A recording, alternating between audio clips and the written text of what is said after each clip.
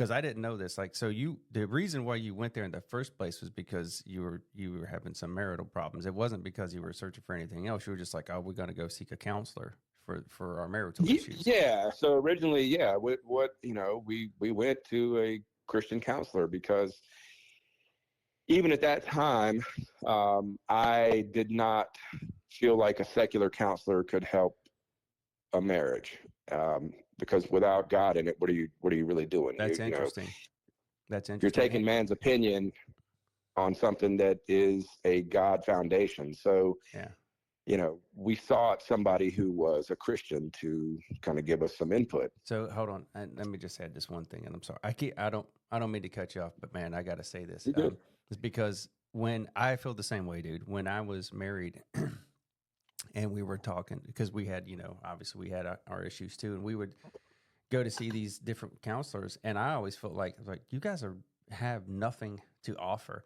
And then we went to see a Christian counselor too, and that dude was the one dude that got it. Like he goes, here's the things that make up the foundation of a marriage, and here's why it'll fall apart. And I was like, man, he hit all the nails right on the head. He was the only one that understood it, and I was like, even back then, I was like, man, how does this dude have it? Now I have come to understand too that marriage is the thing, like you said, it was ordained by God, like for a specific reason. But I'm sorry, I just Right. wanted to put that in there because it just made sense and it tied in. No, absolutely. So yeah, so you have experienced that yourself. My my youth, teenage years, I had gone to secular counselors for years actually because I had anger issues and was didn't know what to do with myself and my feelings.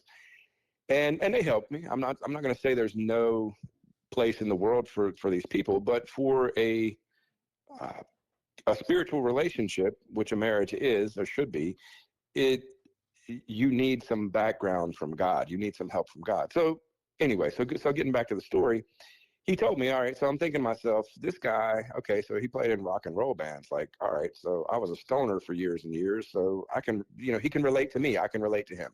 So we went to the church.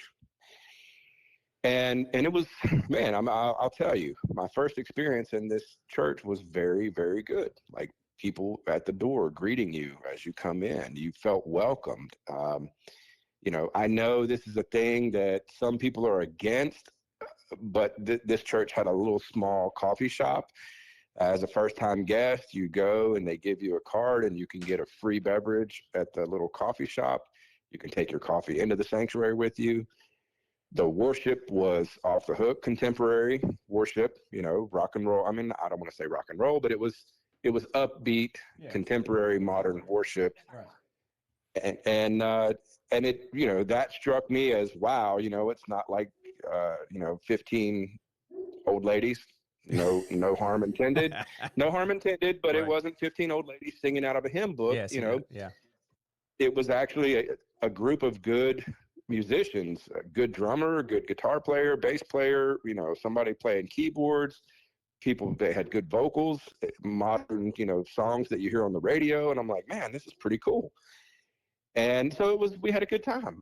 The message from the pastor was really good. And the way that he brought the word was really good. I mean, he broke down verse by verse, chapter by chapter. So for a new believer, a new convert, which I wasn't yet, but for new people coming in who hadn't experienced church or a relationship with God or a relationship with the word of God, it was a very easy fit. It was kind of like plug and play. You come in, you sit down, and he's going to break down the word for you. The dude was well-versed in Greek, well-versed in Hebrew. He studied ancient Hebrew scriptures, so he was knowledgeable, but he was also very milk-oriented, so he was a very, very good teacher for new believers. He didn't kind of go over your head, if you know what I'm saying. Mm-hmm. So that was really good. And we had a good experience. And I was like, all right, that was pretty cool, yada, yada, yada. Okay, so flash forward, the rest of the week was cool, whatever. The next Sunday morning, the thing that really just kind of broke me and the way God uses people in your life to speak to you was, it about made my jaw hit the ground.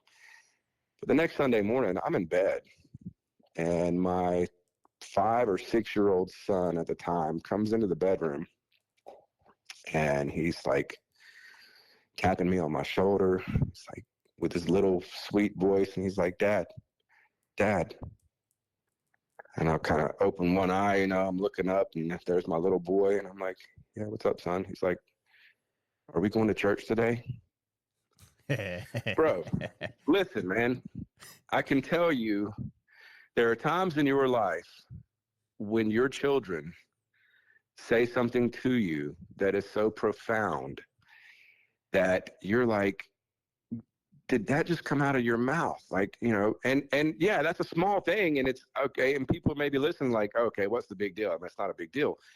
It was a huge deal because we hadn't been going to church. I hadn't been bringing my children to a place where they could learn about God. I haven't been studying the Bible with my children. I haven't been praying with them or talking about God or anything.